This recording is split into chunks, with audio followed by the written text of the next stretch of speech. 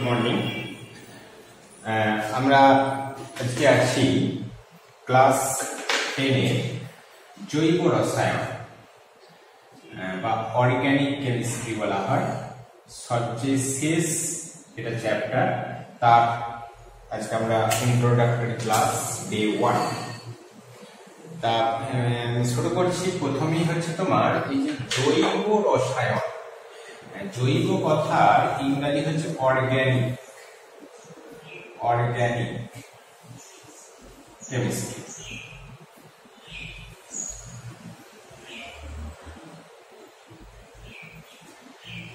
তা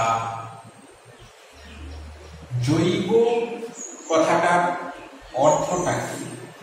জৈব কথার আক্ষরিক অর্থ হচ্ছে জীব জাত, মানে জীব দেহ থেকে উৎপন্ন, জীব দেহ থেকে সৃষ্টি। আমরা জীব বলতে, জীব দেহ বলতে আমরা বুঝি প্রাণী এবং উদ্ভিদ, প্রাণী এবং উদ্ভিদ দেহ। তা সেই জীব দেহতে যে যৌগগুলো সৃষ্টি হয় তাদেরকে বলা হচ্ছে, জীব দেহ থেকে সৃষ্ট যৌগ তাদেরকে বলা হয় জৈব যৌগ, জৈব যৌগ। আর এদের যেটা রসায়ন, এই জৈব যৌগে তার রসায়নের আমরা যে অংশটাতে এই জৈব যৌগ সম্পর্কিত আমরা তার কেমিস্ট্রিটা পড়বো তাকেই বলবো আমরা জৈব রসায়ন। কারণ রসায়নের অনেকগুলো পার্ট আছে। আমরা যেমন অজৈব রসায়ন একটা চ্যাপ্টার ছিল পরীক্ষার এবং শিল্পে, যেখানে sulphuric acid, ammonia gas, H2S এগুলো পড়েছে, সেগুলো হচ্ছে দেখো এগুলো হচ্ছে অজৈব যৌগ। তাহলে জীব দেহ থেকে সৃষ্ট এই যৌগগুলো হচ্ছে জৈব যৌগ। এবং তার যে এখন আমরা জৈব যৌগ কাদিকে বলবো, জৈব যৌগের যদি আমরা ডেফিনেশন চাই, সেখানে আমরা বলে দিতে পারি যে জীব দেহের মধ্যে বর্তমান যৌগগুলোকেই জৈব যৌগ বলে। এটা বলে দিলে কিন্তু হবে না। জৈব যৌগের কতগুলো বৈশিষ্ট্য দিয়ে আমরা তার ডেফিনেশনটা টানবো। যেমন জৈব যৌগের প্রধান যে বৈশিষ্ট্য,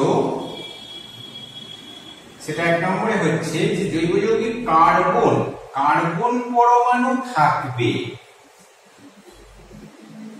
কার্বন পরমাণু থাকবে। এটা হচ্ছে জৈব যৌগের মূল বৈশিষ্ট্য। কিন্তু দেখো কার্বন দিয়ে আমরা বহু যৌগ এর আগে শুনেছি। যেমন তোমরা যদি বলো যে কার্বন ঘটিত যৌগ, প্রথমেই আমাদের নামটা আছে কার্বন ডাই অক্সাইড, এটা কিন্তু জৈব যৌগ নয়। এরকম কার্বন ঘটিত কতগুলো যৌগ জৈব যৌগ নয়। CO2, কার্বন মনোক্সাইড, যে কোনো কার্বনেট লবণ, যেমন ক্যালসিয়াম কার্বনেট বলতে পারি, ম্যাগনেসিয়াম কার্বনেট বলতে পারি, সায়ানাইড, আচ্ছা কার্বনেট এবং বাইকার্বনেট, এরা কিন্তু জৈব যৌগ নয়। হ্যাঁ, কার্বনেট, বাইকার্বনেট, সায়ানাইড, তারপর হচ্ছে তোমার এই জাতীয় যৌগগুলো কিন্তু জৈব যৌগ নয়। তাহলে এগুলো আমি কেটে দিলাম। এইগুলো কিন্তু ছাড়া, এইগুলো ছাড়া হচ্ছে কার্বন ঘটিত যৌগ। তাহলে জৈব যৌগ হচ্ছে কার্বন ঘটিত যৌগ, যাদের মধ্যে কার্বন পরমাণু থাকবে। এবার দেখো আমি আর একটা কথায় আসছি। 2 নম্বর পয়েন্ট বলার আগে জৈব যৌগের আমরা সংজ্ঞা তৈরি করছি। সেটা হচ্ছে যে আমরা ছোট থেকে তোমরা যে সমস্ত যৌগগুলো শুনেছো, যেমন আমরা খাদ্য লবণ, NaCl, সোডিয়াম ক্লোরাইড, আচ্ছা এই যে তোমরা অজৈব রসায়নে যে গ্যাসগুলো পড়েছো, ammonia, nitric acid, hydrochloric acid, H2S, hydrogen sulphide, এছাড়া অক্সিজেন, নাইট্রোজেন, হাইড্রোজেন, এইসব গ্যাসগুলো ক্লাস 8-এ পড়েছো, 9-এ পড়েছো। তা এই সমস্ত যৌগগুলো, যে কোনো লবণ, যে কোনো অ্যাসিড বলতে তোমরা 3টে অ্যাসিড, হাইড্রোক্লোরিক, নাইট্রিক, সালফিউরিক, যে কোনো ক্ষার বলতে sodium hydroxide, sodium potassium hydroxide, sodium oxide, aluminium oxide, এই যে সমস্ত যৌগগুলো পড়েছো এগুলো সবাই কিন্তু অজৈব যৌগ। এখন জৈব যৌগ, এই অজৈব যৌগের সংখ্যা আমরা যদি বলি তাহলে তোমরা অজৈব যৌগ এতদিন ধরে ছোট থেকে পড়ে আসছো, আজকে প্রথম ক্লাস 10 এর লাস্ট চ্যাপ্টারে এসে জৈব রসায়ন পড়তে শুরু করলাম। তাহলে অজৈব যৌগের সংখ্যা কত না, অজৈব যৌগের সংখ্যা বলা হচ্ছে প্রায় 50,000-এর মধ্যে অজৈব যৌগ আছে। এটা প্রায় বলছে 50,000 মতো, কম বেশি। কিন্তু একটা শুনলে অবাক হবে যে জৈব যৌগের এই সংখ্যাটা কত জানো? এই সংখ্যাটা হচ্ছে 10 লাখেরও বেশি, গ্রেটার দ্যান 10 লাখ, 10 লক্ষেরও বেশি। তাহলে কি কাণ্ড যে আজকে জৈব যৌগ এই এত বড় হয়ে শুরু করলাম ক্লাস 10 এ এসে, অথচ তার সংখ্যাটা 10 লক্ষেরও বেশি। তাহলে এতদিন শুনিনি। এতদিন জৈব যৌগগুলো তোমরা কয়েকটা নাম কিন্তু হয়তো শুনেছো, কিন্তু আবার এটাও জেনে রাখবো যে এই 50,000 পড়তে জানতে যে পরিমাণ কষ্ট হবে, আমরা 10 লক্ষের মধ্যে এইখানে একটা ক্লাসের মধ্যে তোমরা শিখে যাওয়ার পরেতে তোমরা কিন্তু 50,000 বা 1 লাখ জৈব যৌগের নাম বা গঠন তৈরি করে ফেলা যাবে। তবে নিশ্চয়ই এখানে কিছু সহজ ব্যাপার আছে জৈব যৌগ চ্যাপ্টারটার মধ্যে। তাহলে এই জৈব যৌগের সংখ্যা এত বেশি হলো কেন? সেখানে আমরা জৈব যৌগের বৈশিষ্ট্য বা সংজ্ঞাতে একটা জিনিস কথাটা বলবো, সেটা হচ্ছে এই যে কার্বন পরমাণু, সেই কার্বন পরমাণুর একটা বিশেষ ধর্ম আছে, ক্যাটিনেশন ধর্ম। ক্যাটিনেশন ধর্ম জৈব যৌগের সংখ্যা বেশি হওয়ার কারণ আমরা বলছি সাথে সাথে, এবং জৈব যৌগের একটা আমরা ডেফিনেশন তৈরি করছি, সংজ্ঞা তৈরি করছি। কারণ হলো ক্যাটিনেশন ধর্ম। নেক্সট 3 নম্বরে হচ্ছে না, জৈব যৌগের একটা বিশেষ বৈশিষ্ট্য আছে, সমাবয়বতা ধর্ম দেখা যায়। সমাবয়বতা ধর্ম দেখা যায়। এবং আরেকটি বিশেষ বৈশিষ্ট্য আছে, সমগণীয় শ্রেণীর অন্তর্ভুক্ত হয়। সমগণীয় শ্রেণীর অন্তর্ভুক্ত হয়। তাহলে আমরা জৈব যৌগের যে সংজ্ঞাটা তৈরি করলাম, যে জীবদেহে বর্তমান কার্বন পরমাণু যুক্ত ব্যাকেটে এইগুলো ছাড়া কার্বাইড, এইগুলো ছাড়া যে সকল যৌগের মধ্যে কার্বন পরমাণুর ক্যাটিনেশন ধর্ম এবং যৌগগুলির সমাবয়বতা ধর্ম ও যৌগগুলি কোনো একটি সমগণীয় শ্রেণীর অন্তর্ভুক্ত হয়, তাকেই জৈব যৌগ বলে। জৈব যৌগের সংজ্ঞাটা তোমরা তৈরি করে লিখবে। আমি বলে দিলাম, আরেকবার বলে দিচ্ছি যে জীবদেহের সৃষ্টি বা জীবদেহের মধ্যে বর্তমান কার্বন পরমাণু উপস্থিত ব্যাকেটে carbon dioxide, carbon monoxide, carbonate, bicarbonate, cyanide লবণগুলি ছাড়া যে সকল যৌগের মধ্যে কার্বন পরমাণুর ক্যাটিনেশন ধর্ম দেখা যায় এবং যৌগগুলির মধ্যে সমাবয়বতা ধর্ম দেখা যায় ও যৌগগুলি কোনো একটি সমগণীয় শ্রেণীর অন্তর্ভুক্ত হয়, তাকেই জৈব যৌগ বলে। তাদেরই বলা হচ্ছে জৈব যৌগ। এবং তাহলে এখান থেকে আমরা এই দেখো এই টার্মগুলো কিন্তু আজকে তোমরা নতুন শুনলে, এগুলো আমরা একটা একটা করে ক্লাসে কিন্তু ব্যাখ্যা করব যে ক্যাটিনেশন ধর্ম কি, সমবয়বতা ধর্ম কি এবং সমগণীয় শ্রেণী কি।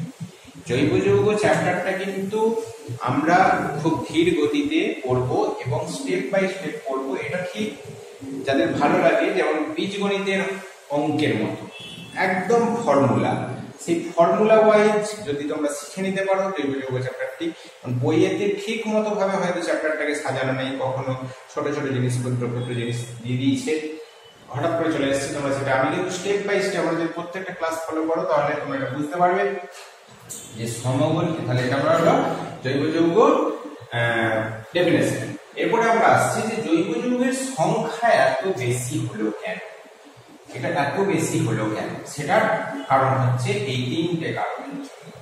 তাহলে এটারও একটা উত্তর, যে আমরা এখন না বুঝেই উত্তরটা জানলাম, এরপর আমরা বলেছি তিনটে টার্ম ভালো করে আমাদেরকে শিখতে হবে।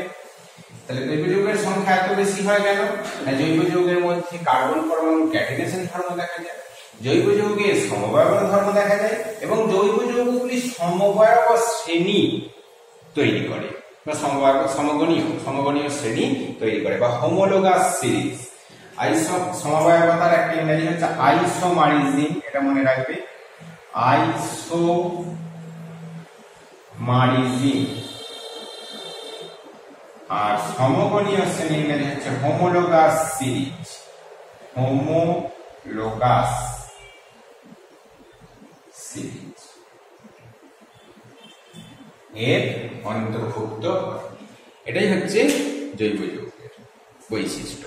তাহলে দেখো, আমরা জৈব যৌগের সঙ্গে যদি অজৈব যৌগের একটা তুলনা করতে পারি, জৈব যৌগগুলো কিন্তু সব কিন্তু সমযোজী যৌগ, এটা কিন্তু বিশেষভাবে মনে রাখবে। জৈব যৌগে কার্বন পরমাণু উপস্থিত থাকবেই, কার্বন পরমাণু থাকবেই।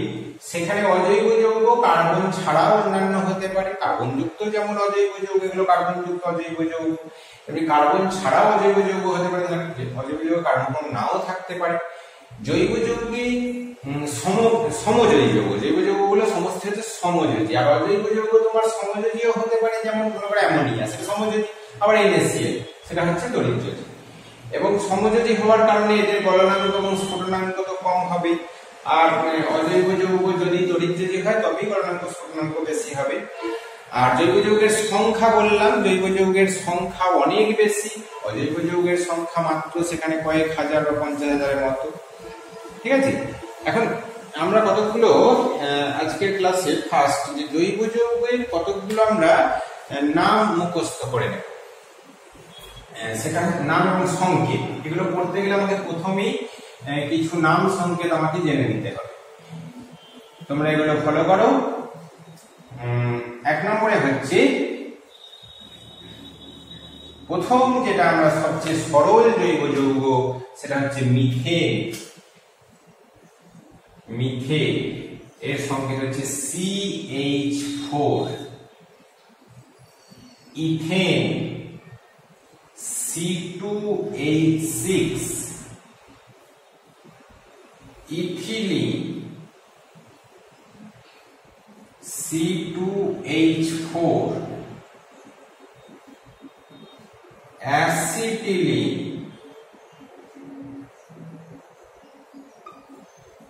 C2H2। এবার আমরা করবো বেনজিন। আচ্ছা, বেনজিন না করে কিছু ethanol, methanol CH3OH। Ethanol C2H5OH। আচ্ছা, তারপর হচ্ছে অ্যাসিটালডিহাইড, ইথার। একটা ইথার বলে আমরা যৌগ করি, ডাইমিথাইল ইথার, CH3OCH3। নেক্সট, এবার আমরা করবো formic acid.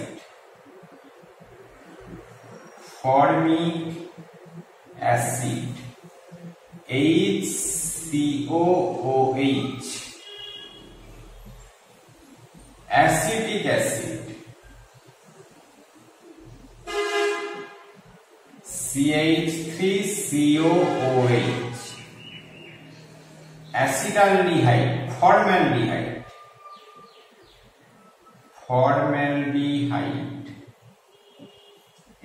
HCHO। Acetaldehyde CH3CHO। Benzene C6H6, phenol C6H5OH। এই সমস্ত যৌগগুলো তোমরা আগে ফর্মুলাগুলো কিছু কিন্তু মুখস্থ করে নিতেই হবে, তবেই কিন্তু আমরা অ্যাসিটোন